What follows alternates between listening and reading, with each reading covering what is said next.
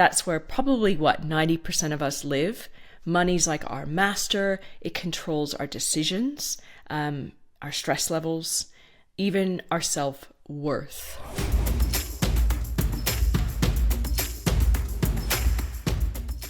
Well, hello, welcome back to episode 185. Today, a little bit different. Questions for you guys. Have you ever felt like money controls you at all? Do you ever feel like you're chasing after it? Maybe you think too much about it, but not really like in a positive way, more in a way that brings up stress for you. Is that you at all, ever? Today I want to explore a topic that's a little bit different than my normal episodes, and the reason why it's kind of been buzzing around in my mind. I read a recent financial newsletter, and the conversations in that newsletter stuck with me enough to actually start thinking about my professional journey and ask myself deeper questions of really where I want to head in 2026. And sometimes I like to share that with you guys. So let's chat about something that goes beyond budgets and business plans and business ideas in this episode. And let's actually talk about our relationships with money and how evolving it might be the change that you're actually looking for. I find that there's sort of three money mindsets. You have the survival mindset, you have the success mindset, and then you have that ease mindset. And I want to start with the first one, which is survival. Now, that's where probably 90% of us live. Money's like our master. It controls our decisions, our stress levels, even our self-worth. If maybe in this phase you're just trying to make enough to not feel like you're drowning, to pay rent, to cover bills, to deal with the high cost of living that many of us are dealing with right now, to find a way to make payroll in time, and somehow have something left for yourself at the end. In this stage, money tends to feel like anxiety. Like when you're thinking about it, you don't feel joy around it. You get a little anxious about it. You maybe check your bank account, waiting for those invoices to be paid. You might even resent people that seem to have more than you. And you wonder why you don't either when you work so damn hard. But here's the thing, this mindset is not our fault. It's what most of us are taught and conditioned to believe. Work hard. And it's where we all most tend to start on our money or professional journey. And it doesn't have to be where you stay either, of course, right? So then there's naturally level 2, which is success. I feel like this is where money becomes more of like a scoreboard. You've escaped that survival mode and you're a little bit more proactive. So you're earning a little bit more. Maybe your business is starting to thrive with more profit, better margins, more boundaries with your clients and or new projects that you take on. Or maybe you're just in that space where you're finally hitting those financial goals that you've set out for yourself. But now you start measuring your worth in a different way.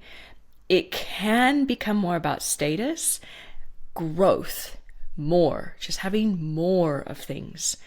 And this level can feel really, really good. You're building, you're winning, you're proud, but sometimes your ego can definitely step in here as well. And your identity can be quite wrapped up in this. And maybe you don't want to take anything on unless you make money from it. Or maybe you see, those phone calls and those conversations with people as a bridge to making more money. And you start asking yourself, or you can tend to start asking yourself in this phase, is this all there is? Is this all there is? I remember feeling like this not too long after I moved to Australia, and I was like a freelancer. So I didn't really have my own business per se with employees. I had my Australian business number, but I was more of a freelancer and I was doing like really, really important work. I was making really good money, but I felt like it was for someone else and not for me. And I was capped with where I could go and how many people I could reach in the way that I actually wanted to. Yeah, and I just remember feeling like almost like in a hamster wheel, but in a different way. It was weird.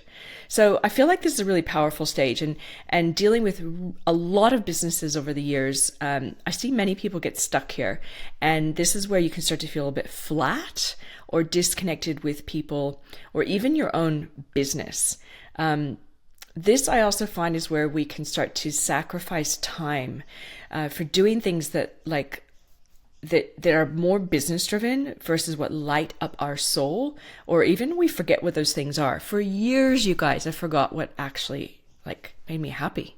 It's not until recently where I have this girlfriend of mine that has pulled me out of this endless work cycle and reminded me that there's more in the world to that. What a concept, right?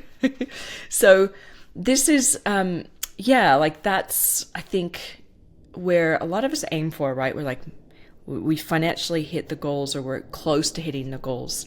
But there's a third level as well. And that level is ease. And I feel like probably few people get here. And it's not about being rich financially. That's not this phase at all. It's more about alignment. Here is where I think money becomes more like energy. I remember back in the day, I think it was T. Harv Eker.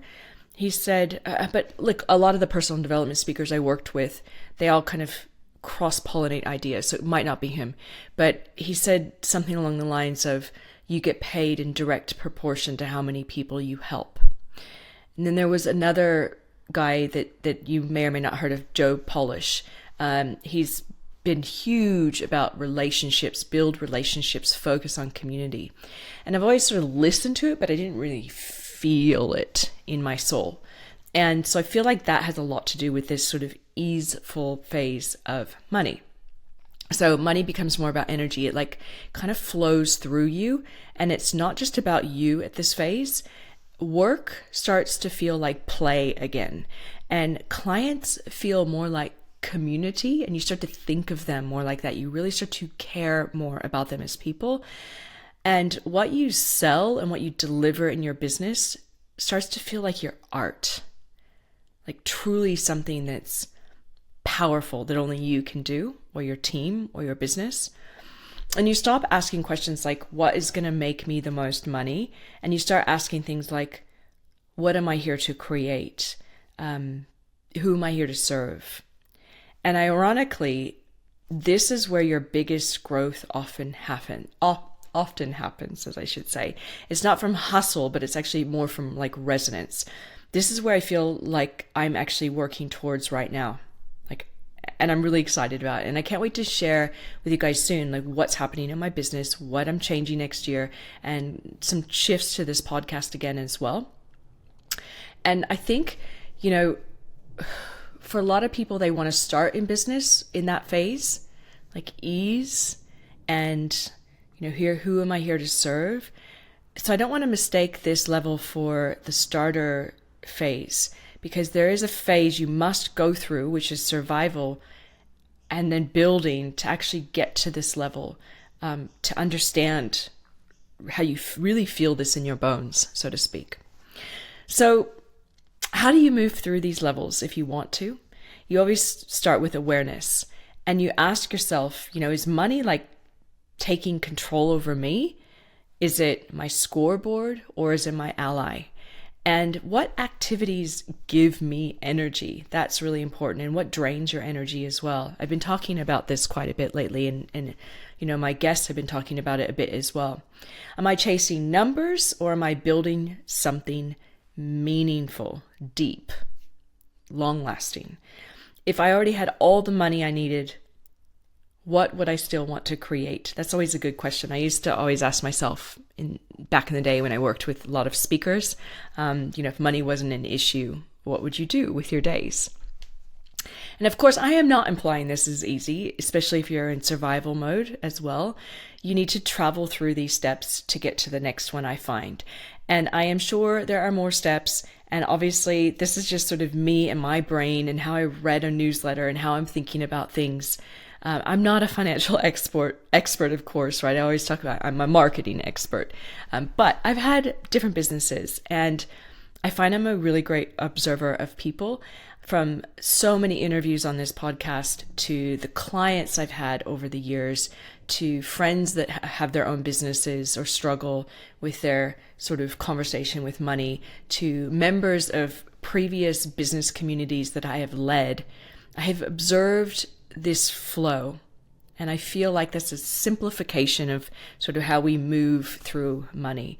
And even the wealthiest people in the world could still be in that middle phase where they're letting their life be led by the value or the money behind a transaction, whether that's a new project or, a new relationship with somebody. But I think that this moving towards that ease phase is really, really, really powerful. So I guess I want to leave you with this as we wrap up. Chase meaning and not money. Profit tends to follow purpose. So if you've lost track of why you're doing what you're doing, maybe, just maybe, it's time to recalibrate. Or if you're on the journey like I am to something bigger that hits harder, that reaches more people, where you truly want to grab your clients into your community, then let's do this. Here we go. Wherever you are, you're exactly where you need to be. And maybe it's just time to revisit that and ask yourself, do I want to be here much longer? Thanks, you guys, as always, for tuning in. I really appreciate you being here and hanging out with me. And I'll talk to you in the next episode. Bye.